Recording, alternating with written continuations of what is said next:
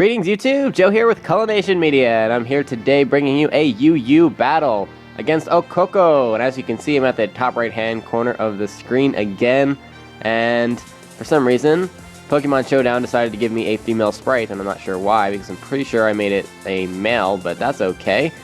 But anyway, I start off with Mew, and I go for a Rock Polish and a Nasty Plot to up my stats, and Gallade can't kill me, so I go for a Baton Pass into Zapdos, who now has +2 speed and +2 special attack.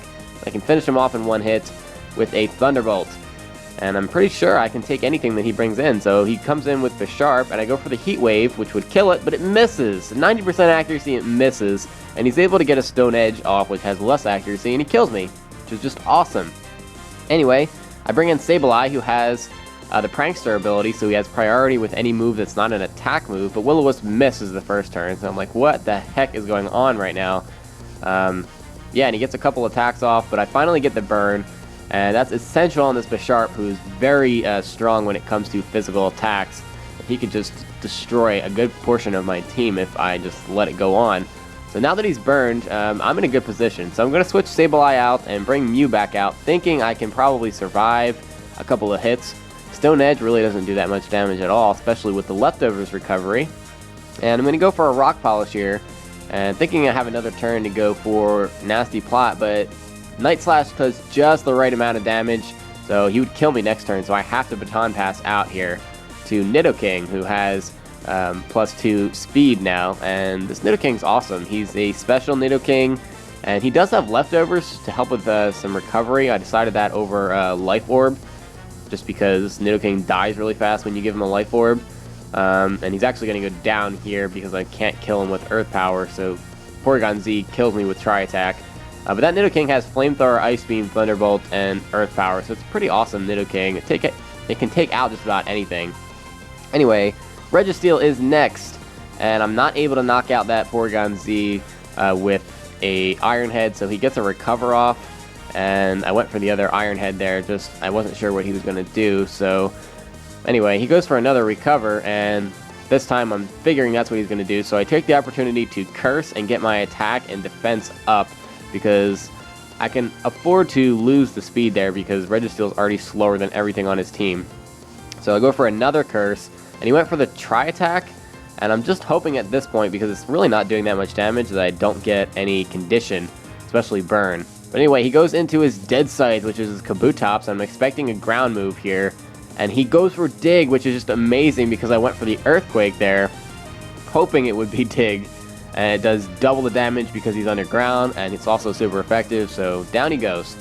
Kingdra is next, and it goes for an Ice Beam, doesn't get the freeze, and I get a critical hit on that Earthquake, which still doesn't do a whole lot of damage. It brings him down into the low yellow range, and Draco Meteor gets a critical hit as well, but doesn't really do anything. And now I'm going to put up a sub because I know this thing can take hits from Kingdra, and he goes for a Hydro Pump, which is neutral, but it still doesn't break Registeel's sub there, which is awesome. But I make a little bit of a misplay going for Iron Head because it doesn't kill Kingdra, but luckily his Hydro Pump missed, and I'm able to take him out with another Iron Head. That was just a bad play on my part. I should have played it safe and went for Earthquake, but I thought Iron Head with +2 attack would kill him, and it didn't. Anyway, Porygon Z comes in and breaks my sub with a Thunderbolt, and I get an Iron Head off, which kinda sorta does a lot of damage, and Tri-Attack unfortunately gets the freeze here, and he makes a really good move instead of going for Recover, you know, just getting the freeze there, and he's able to kill my Registeel before I can do anything. And now that I'm bringing in Sableye, he can easily recover because I can't do anything to him. So I just wanted to see how much Foul Play would do, and it doesn't really do that much damage at all. So I decided to go for a Will-O-Wisp here to burn him.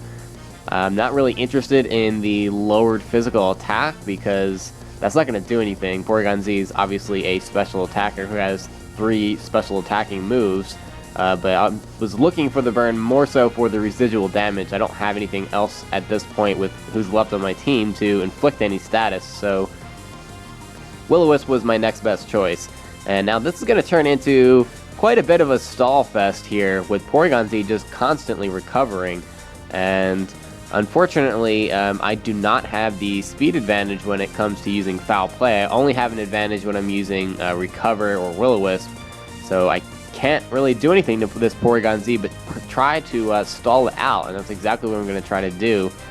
He can't kill me unless he gets a critical hit, because Thunderbolt just is not powerful enough. Sableye does have pretty good defenses, and this Porygon Z is powerful, but it's not powerful enough to kill me with the Thunderbolt. And I don't think it would actually even kill me with a Tri-Attack, even if I could be hit by normal-type moves. But that's besides the point. I'm feeling that he's starting to run low on recovers, so I'm just going to stick to my plan here, and instead of switching out, I'm going to stick in with Sableye, and yeah, try to stall him out here and get his recover to run out of PP, because if that happens, then he can't do anything but attack me, and I'm going to be in a really good position if that's the case.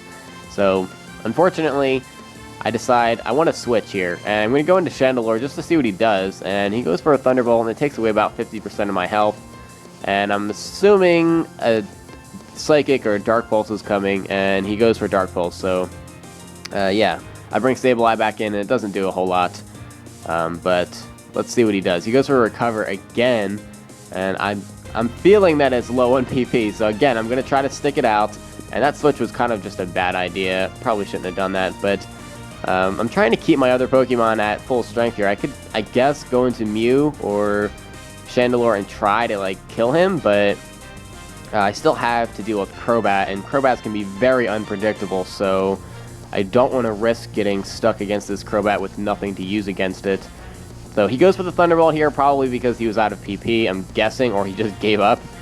And I guess I won that Battle of Wills. I don't know how exactly that went, but he's going to go into Crobat now. It's his last Pokemon, and I go for the Will-O-Wisp immediately because I know this thing's going to be a physical attacker, and it is, and he stupidly goes for Cross Poison, maybe thinking I was going to switch or something. I don't know, but it's not very effective, and with the Leftovers damage, it does almost, or the Leftovers recovery, it does almost nothing.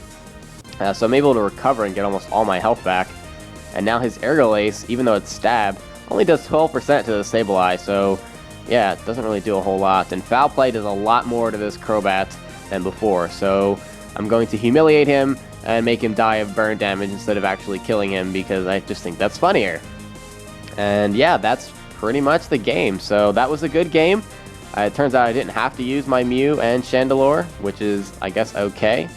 But yeah, I've been trying my hand in the UU battles, and I haven't been doing so well, and it's just because I had a hard time coming up with a good team, so I finally came up with a somewhat decent one here that works, and I've won a couple of battles, and this was probably the one of the better ones that I had, so I decided to post this one.